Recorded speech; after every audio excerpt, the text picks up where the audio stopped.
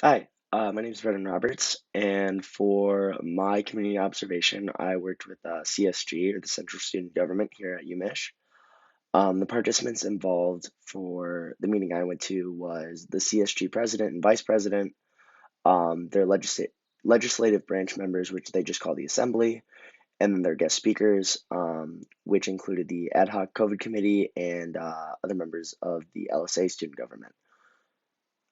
The agenda for the agency is they begin every time by consenting to their agenda. Um, the one I went to was ratifying previous agendas and previous meeting minutes and assigning roles. They then open the floor to community concerns.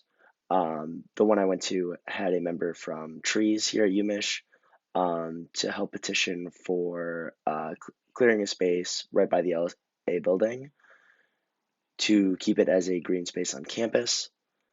Um, there were also reports given, such as COVID stats on campus. The legislation that is brought to the board is discussed and passed or rejected. I didn't see this personally, but through interviews with the president, I learned this. And then announcements are given by members of the legislature from their respective positions. Um, so it runs very similarly to our federal government.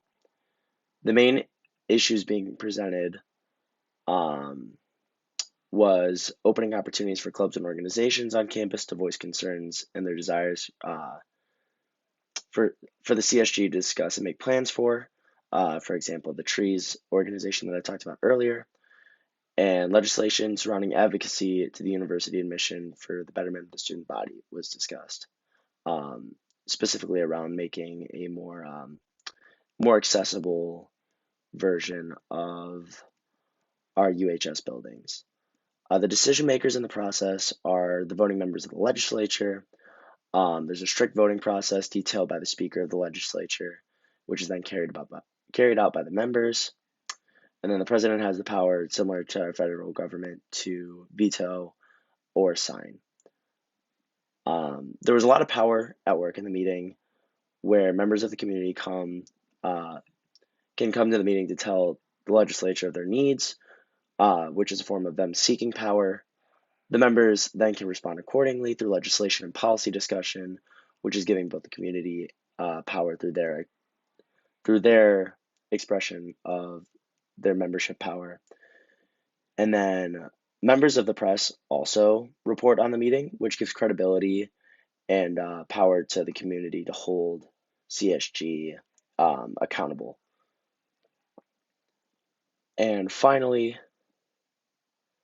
um, for addressing the needs of vulnerable populations, it directly opens up opportunities for the community to express their concerns.